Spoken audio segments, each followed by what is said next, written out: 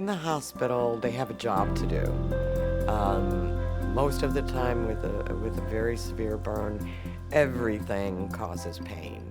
Everybody that comes through the door is going to bandage you, is going to take blood, or help you to the bathroom. All of that is painful. When a peer supporter comes in, it's like, oh, they're not going to hurt me.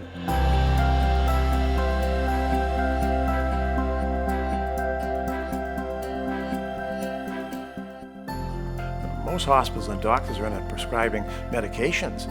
When you bring someone hope, there's no prescription for that. You can't get hope in a bottle or get it at CVS. It's something we bring as the element of hope, which for many is what they need in a very dark hour.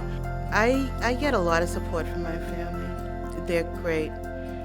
But with another burn survivor, we can connect where my family and I cannot.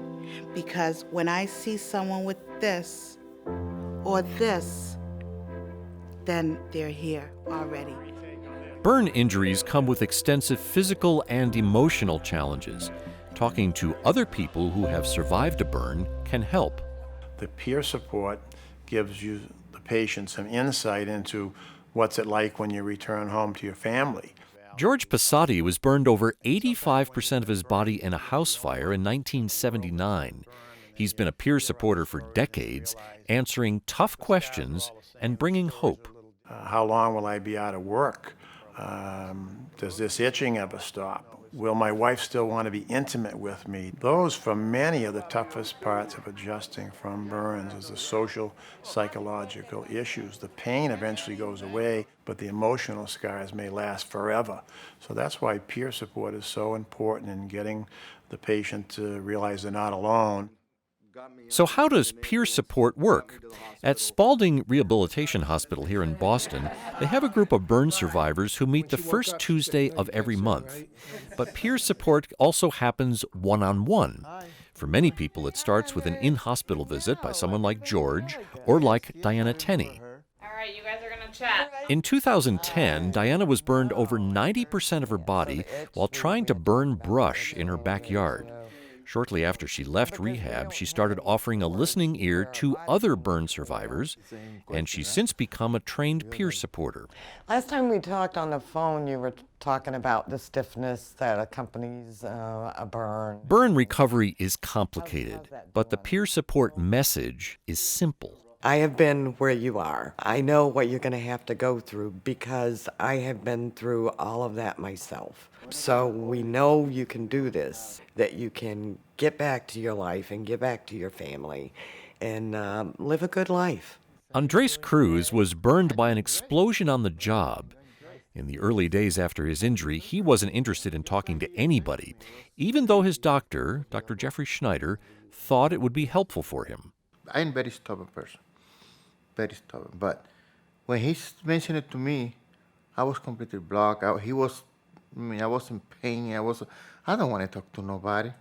Andres didn't feel ready to talk yet, so Diana made a gentle approach. I said, can I just stick my head in? Give him my card so he'll know we're available. She said, sure. I said, I'm Diana. I'm a burn survivor. And I said, there is a peer support meeting next Tuesday night. We would really like to see you if you feel like it and if you feel comfortable doing it. And he smiled and shook my hand, and that was our first peer support visit. When I talked to Diana for first time, was just like having a glass of water when you're thirsty, because this is not easy. You get up in the morning, you try to do things, you cannot even sometimes wash your own face, you gotta get somebody to, it's a lot of things that block you, but you're still thinking about that conversation with Diana. That made my day. I'm very grateful to talk to her. Andres and his girlfriend, Rafaela, have been coming to the group meetings. Peer support can be just as important for family members as it is for survivors. Because when they're sitting in the hospital, all they're hearing is the worst. Well, what's going on, the scars, the operations. He could die from infection, his kidney failure. He's in a medically induced coma, so the family is overwhelmed. Looking back at it, I don't even know how I did it. It was very, very difficult. Diana's fiancé is Jerry LaPeria. He was in the same fire as Diana, but sustained smaller burns. He visited her in the hospital every day for the many months that Diana was in a coma. Dr. Ryan kept telling me that I needed to go speak with somebody that was a burn survivor, and I rejected the idea. I said, no, I don't need it, you know. And it was because of, you know, the fear that I didn't want to see how badly burned that burn survivor was, maybe, or that I was just, you know, I was going to go it alone. Jerry eventually agreed to talk with Mylene Larson, who was burned in a substation explosion in 2001.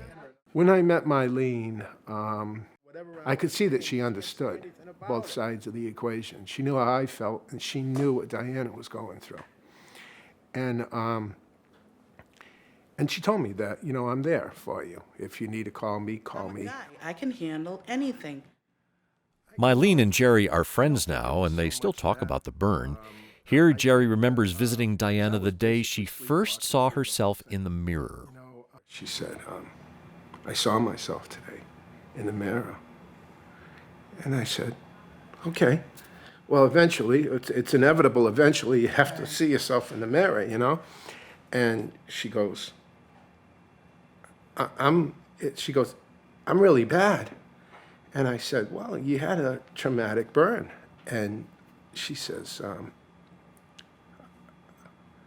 how can you love me like that? This is kind of tough.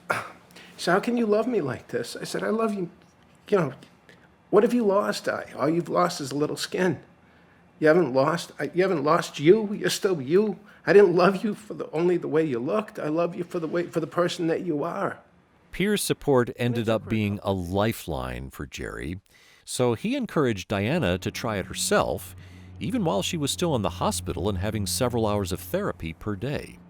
All I wanted to do at the end of the day really was sit in my wheelchair and sleep until it was time to get into bed and sleep. But Jerry was very supportive of the peer support aspect, and he would say, nah, come on, we're going to get your dinner to go, and we're going to go to the meetings, or, you know, you need to talk to George because he's been through this before and we haven't. But the idea of going to the group peer support meetings was intimidating. Before I was burned, I was a very private person. So it was kind of hard opening up, but they always told me, you don't have to say anything. You don't even have to introduce yourself or tell your story. A lot of people, when they first get burned, the story brings back too much trauma of how they got burned. So we don't even ask that. Just being around other burn survivors, because we say nobody knows what a burn survivor goes through unless they are a burn survivor. I got my first operation yesterday for my arm. At a meeting? Oh, wow. Actually, why don't you ask me what we don't talk about? Because we talk about everything. We talk about pains. We talk about pain medication. We talk about the different hospitals. This talking is a powerful force against isolation. I was burned October 13, 2005. Ran $1 million trucking company. Had the life everybody dreams of. 4.5 months in a coma. I lost everything that I've ever worked for. Divorced, lost the kids, house, trucking company, was homeless twice, and I've been hiding for a pretty long time, up until March or April when I spoke to George. He hooked me up with Diane and Jerry, and the three of them saved my life, because I was getting ready to end it. Peer support can be valuable at any time after a burn injury, even years later. Sometimes the challenge is finding that support. That's where the Phoenix Society comes in. It's an international network of peer support for burn survivors. I think the important part of peer support is that it breaks the isolation. It provides a different perspective than your own on what recovery is. Amy Acton is the Phoenix Society's executive director. She was burned in an electrical accident at the age of 18, and she worked for years as a nurse on a burn unit. We've walked the road, and we can reach back and help somebody take that next step. And it's very individualized. Wherever you are is okay. You're part of the community, whether you have an 80% burn or a 5% burn, whether it's a hidden burn or a visible burn. The Phoenix Society trains survivors and family members to become peer supporters through a program called Phoenix SOAR, Survivors Offering Assistance in Recovery. They're committed to reaching every burn survivor who needs support, no matter where they are. The resources today for burn survivors are countless things that are available that weren't available in 1979. There are chat lines and web lines and books and Phoenix Society newsletters and webinars and support meetings. There's no need for anybody to suffer in silence. And there's always the telephone. Hi, Rick. George Passati calling you back. George, Diana, Mylene, and trained peer supporters all around the country are willing to talk to people on the phone almost any time. As you know, eventually the pain levels will get better. So I encourage you to, hang in there. I think talking with a burn survivor, Mylene gave me the strength to carry on. I know that I'd bug her sometimes. I'd call you up when, you probably didn't want to, oh no, not him on the phone again, but. For those burn survivors who are ready for more, the biggest support meeting of them all is the annual Phoenix World Burn Congress. The best part of being burned is going to the World Burn Congress. Oh my God. It's a joyful international conference hosted by the Phoenix Society every year. It's like meeting a brand new family that you never knew you had. And what could be better than that? Especially with what you're going through personally in your own life, with your burns and everything else. Some of the most challenging situations are for some people who've had really devastating injuries, and it's hard for them to imagine that they'll have a life that they'll want to live. And then to have someone come along who clearly has been through something comparable, and then they can talk about and they can see with their own eyes this person is living a life that's meaningful to them, and they have relationships that can be transformative for people who are really struggling. I'll never forget the first time she came into my room. She came in all bubbly and she says, "You've been stuck in this room too long. We're going for a ride." She would say, "Look at me.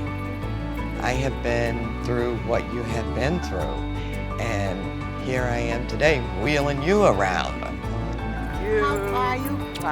Love you. Love you. Hi, handsome. Yes, I have scars, but I have a good life, and I'm grateful for that life.